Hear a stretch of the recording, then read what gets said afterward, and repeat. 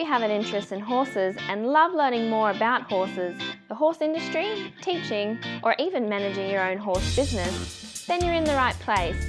We would love you to join us on our mission, which is to improve the lives of horses around the world through the education of riders, handlers, and trainers. So get comfortable, listen in, and enjoy. This is another of our popular Listener's Choice interviews, which we're playing over the weekend. We've chosen the most popular interviews for you to select the Listener's Choice winner. If you're not sure how the Listener's Choice competition works, have a look at horsechats.com/choice for the rules and the leaderboard. Horse welfare and safety are of utmost importance where humans have any interaction with horses. Within the courses at International Horse College, we only utilise methods that promote safe and humane ways of interaction between horses and humans. We only support safe methods of educating riders, handlers and trainers about horse welfare. internationalhorsecollege.com, registered training organisation 31352. Today we're going to talk to Kyrie de Jong, who really specialises in coaching people with anxiety, depression, Asperger's, and does a lot of groundwork to help people through this groundwork with horses. And we're going to talk to her today about that. How are you, Kyrie? I'm good, thank you, Glenys. How are you? Good. Kyrie, we normally start off with a favourite quote, often tells us about people before we even start. What have you got for us?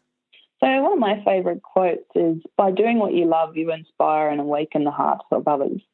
Although I am a competitive rider, I think in my coaching and stuff, I'm not a very competitive person in myself, but I've always loved being able to share my passion and my knowledge with others, and seeing my clients go out and improve and achieve challenges that they have set for themselves is probably one of the most important things for me. So that's why I say, by doing what you love, you inspire and awaken the hearts of others. It's all about helping others as well.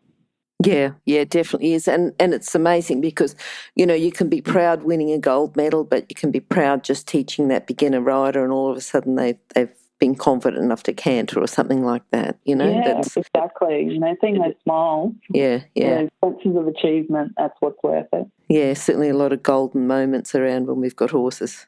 Yes. Yeah. Kyrie, tell us about, first of all, if you got an early memory where you might have been a lesson for you.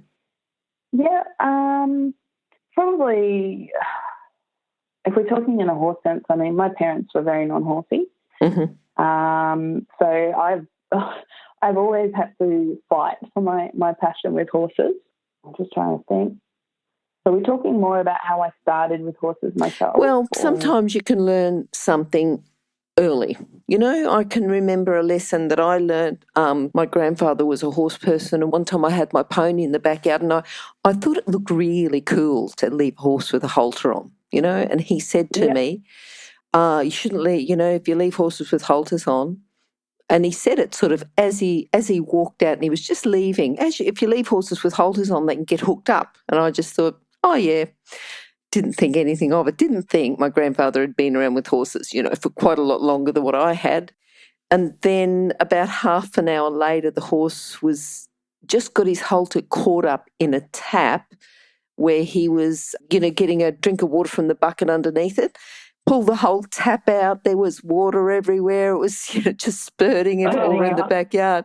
Yeah, so I really learned a lesson. And to make it worse, my brother, who put the tap in, refused to put another tap in. And I had to go all the way. If I ever brought my horse home and put him, just there in the yard, I had to go all the way into the laundry and lift up heavy water buckets. And every time I did, I thought, I don't think I'm going to leave the halter on a horse anymore, So that was one of my early lessons. So I thought you might have an early one, one from that. Oh, definitely. I probably think back to when I was only about 12 or 13 and I was living in Europe. And I was working at an Arabian stud farm at the time. Obviously, I didn't have my own horse, so I would go out and I would muck out stables in return for being able to have a ride. And I remember I was working with a particularly difficult horse called Palisi, and I got angry with her.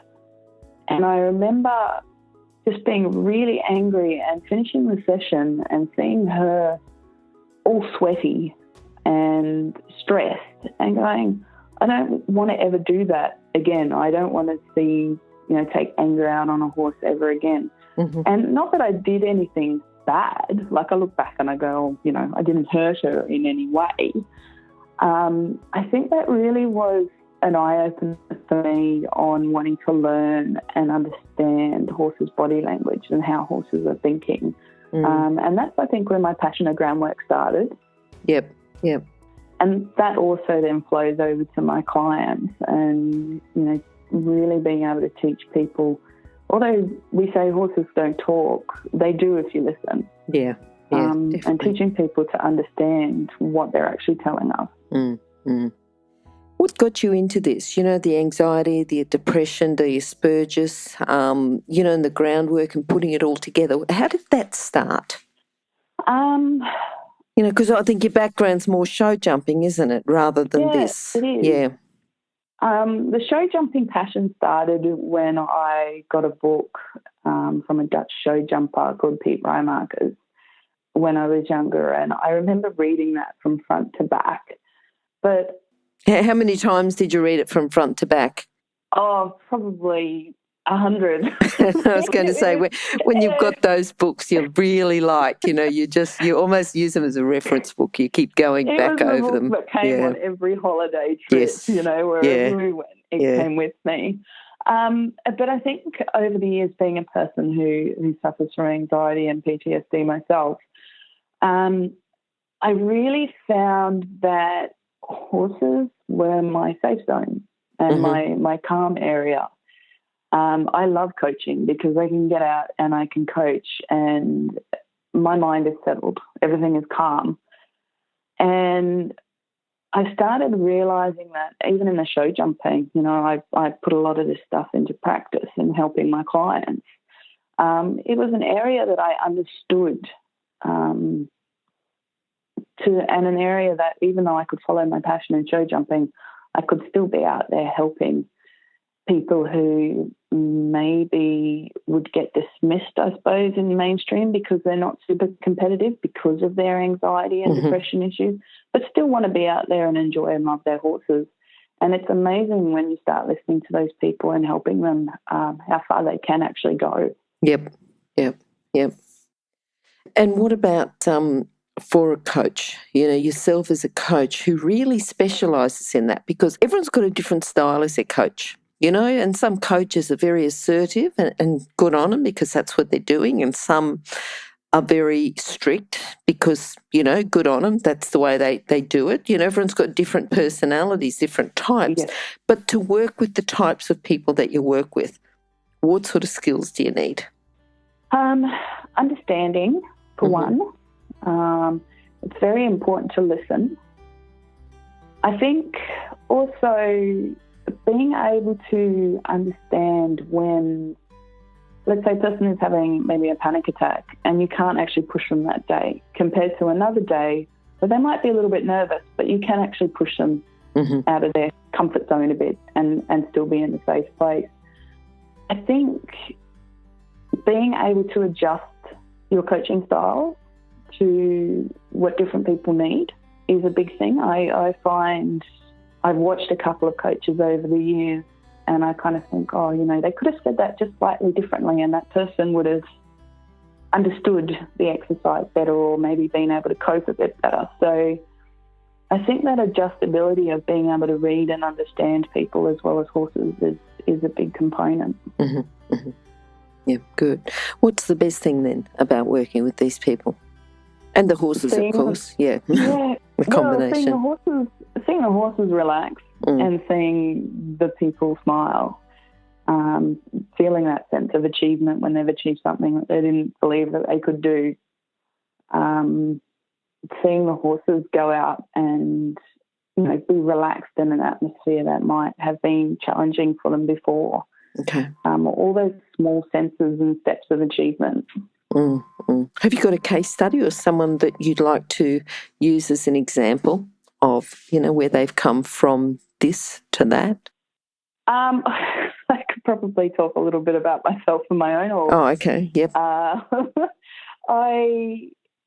I've had my horse for about 5 years now, Alfie, and when I first got him, he was a super high anxiety horse. It actually took me about 3 days to get in a yard with him initially.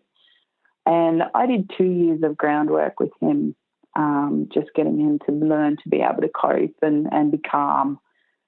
And before I took him out and competed.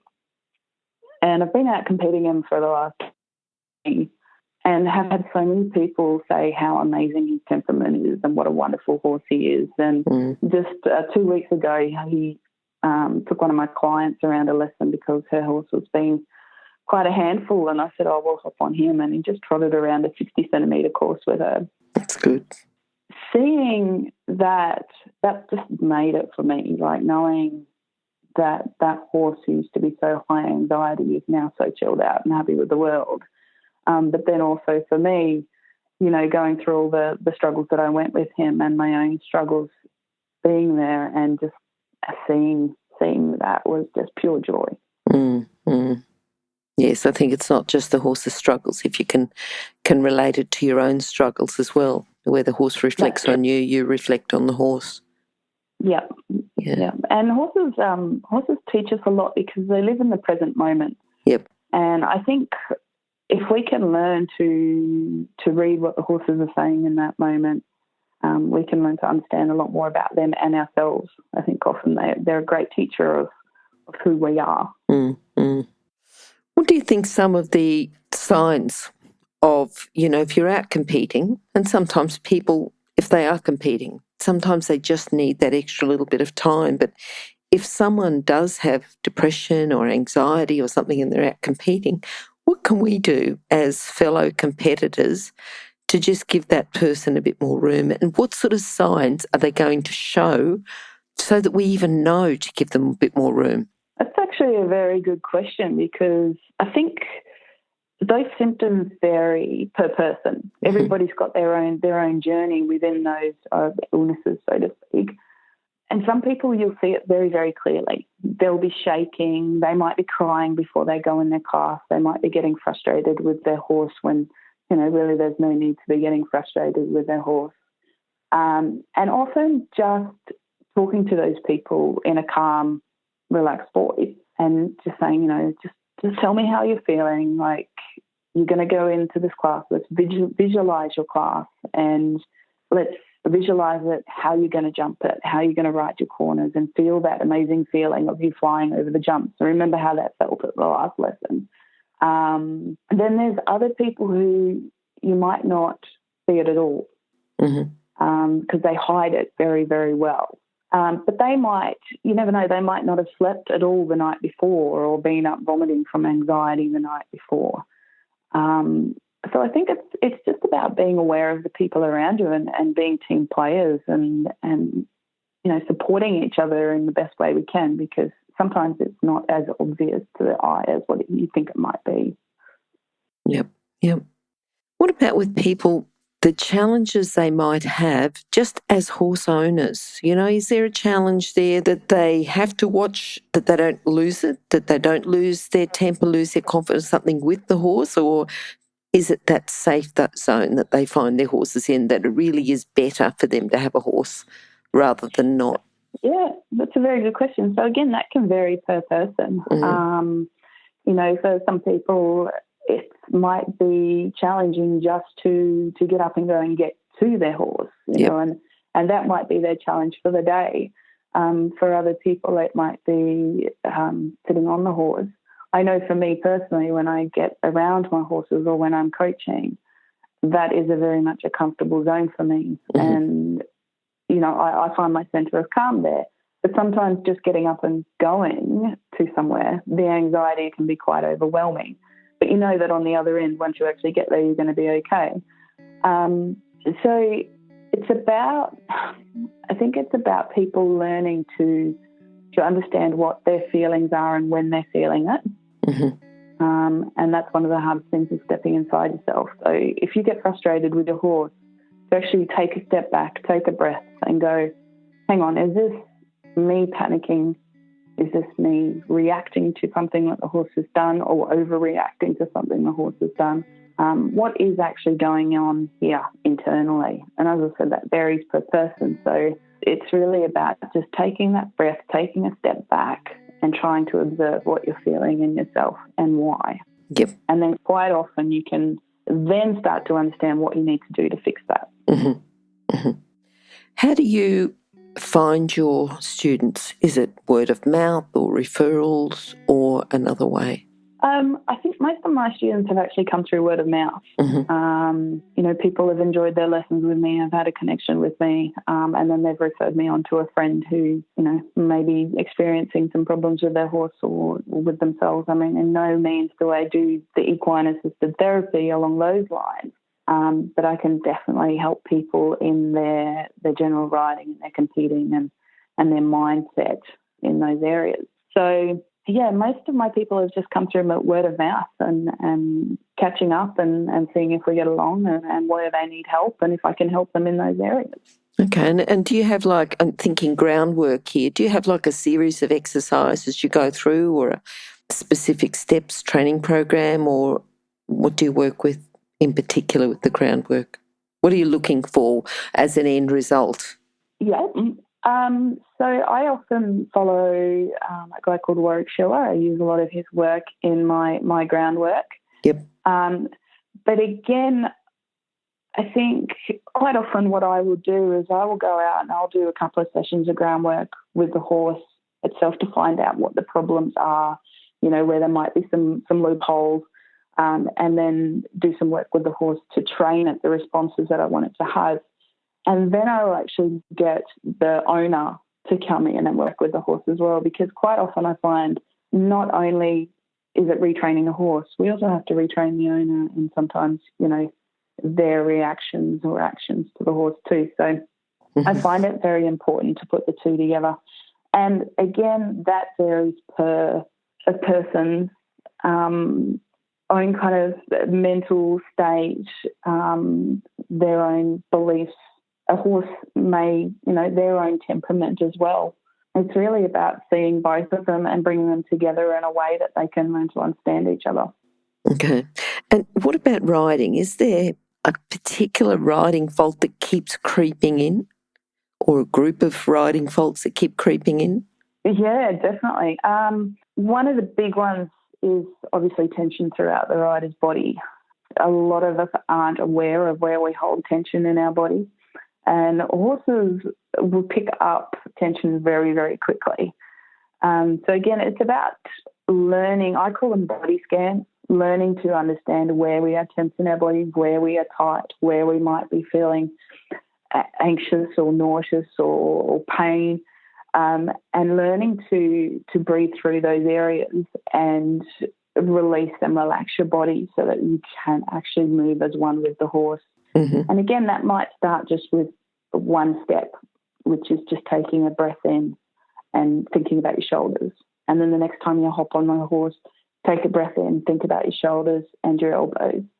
And teach yourself every time when you hop on the horse for the first maybe 5 minutes to just do a body scan and learn to feel where you might be tired or where you're loose or what's going on that day, because that can vary day by day as well. If you're an equestrian coach or a horse riding instructor, or even if you aspire to be one, have a look at the free video series for horse riding instructors on the Horse Chats website.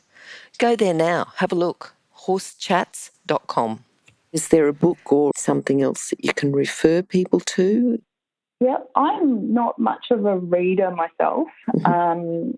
I would suggest to people, and one of the reasons I struggle with reading is because of my anxiety, and I struggle sitting down and concentrating for a long period of time and taking it in. But personally, for me, one of the things that has worked, I worked with Tanya Minton for a while, who was a fantastic mindset coach. I've watched YouTube videos of Warwick Schiller. I've gone to clinics when those people are nearby, and sitting on the sidelines as a fence sitter and just watching and observing. They're the ways that I've learned. Mm-hmm. So my biggest suggestion would be to go out there and learn what your learning style is. For some people, it's reading a book. For some people, it's watching a video. For other people, it might be hands-on. and learn how you best learn, and then put that into practice. Yeah. Good. So, yeah, go to clinics and enjoy yourself. Yes. Yeah. So what are you looking forward to now? I've just completed my level 1 for my EA coaching, and my next goal is going to be the level 2. Okay. Right when I started coaching, that was my goal. I am looking forward to spending some time over the next 12 months on my own personal riding goals, and getting out and competing a little bit more with Elfie. And, yeah, definitely doing some camps and clinics, and just branching out on my coaching and just, seeing how it goes. Good. Seeing where it takes me. Good. Now, your philosophy with horses and teaching people, do you want to just sum up a little bit into a message, what we've been talking about today? Yeah, so I think it's kind of coming back to that kind of, doing what you love and that kind of awakening in the hearts of others, is stick true to, your beliefs and your passions, and learn to, I suppose, listen to your horse, be one with your horse, listen to your horse, whether you are doing dressage or show jumping or you're just a trail rider. I say just a trail rider, but, just enjoying yourself in whatever that you're doing. There's a lot of areas where you might kind of say, I'd really like to improve in that area, and go out and seek people that are like-minded. I'm a true believer of, if you're doing what you love, people that love the same things will surround you. Yep. So, really stick true to yourself, but always be open and willing to learn. That's good. Kyrie, if people would like to contact you, what's the best way? Yes, so they can contact me on my Facebook page, which is KDJ Equine, or by phone, which is 0429 030 682. And I'm happy to talk with anybody about any questions that they may have. Brilliant. And those details will be on horsechats.com/Kyrie de Jong, or just go to horsechats.com, search for Kyrie, Kyrie, and you'll find Kyrie's details on there. So, Kyrie, thank you for coming. We hope to hopefully we'll catch up with you again soon. I'm sure you've got lots of more information you'd be able to give us, lots more tips, lots more strategies to work with different people, and also to deal with anxiety, depression, Asperger's, and other ways of, I suppose, being a bit different, where horses can help, because I think horses really can be a great complement to our lifestyle, to us. Definitely, 100% agree. Yeah. All right, Kyrie, thank you for talking. Bye-bye. Thank you, Glenys. If you've enjoyed this chat, then please comment, rate and subscribe. If you'd like any changes or recommendations for guests, then please contact us through horsechats.com. And while you're online, have a look at the government-accredited courses at internationalhorsecollege.com. Registered Training Organisation 31352. Remember that our comments and instructions are general in nature and do not take into consideration your individual horses or your individual ability and circumstances. If you enjoyed this podcast, then please leave your comment below.